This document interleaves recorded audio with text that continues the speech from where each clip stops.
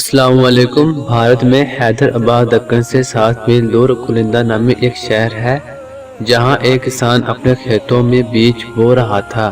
صبح کا وقت تھا، علاقے کا نواب سیر کرتا ہوا وہاں سے گزرا۔ کسان کو محنت سے کام کرتے ہوئے دیکھا۔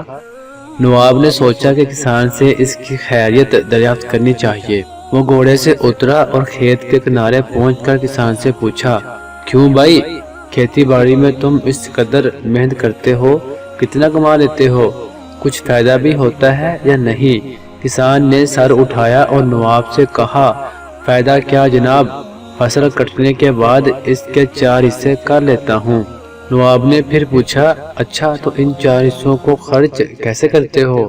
کسان نے جواب دیا، ایک حصہ تو حکومت کے ٹیکس میں چلا جاتا ہے، دوسرا حصہ قرض چکانے میں ختم ہو جاتا ہے، تیسرا حصہ ادھار دیتا ہوں اور باقی چوتھا حصہ یوں ہی لٹا دیتا ہوں۔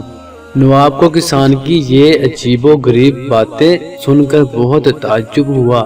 حیرت سے پوچھا، تمہاری باتیں میری سمجھ میں نہیں آئی، صاف صاف بتاؤ، تم قرض چکاتے بھی ہو اور دیتے بھی ہو، ایسا کون سا قرض ہے جو ہر فصل پر ادا کرتے ہو اور پھر بھی ختم نہیں ہوتا؟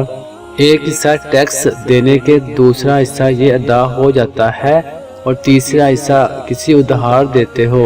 نواب نے پوچھا۔ کسان نے کہا، یہ میں اپنے 2 لڑکوں پر خرچ کرتا ہوں تاکہ بڑھاپے میں وہ مجھ پر خرچ کریں۔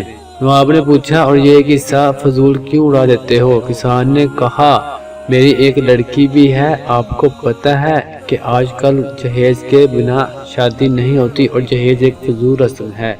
چوتھا حصہ اس کے جہیز کے لیے رکھتا ہوں، میری نظر میں یہ رقم لٹانا ہی ہوا۔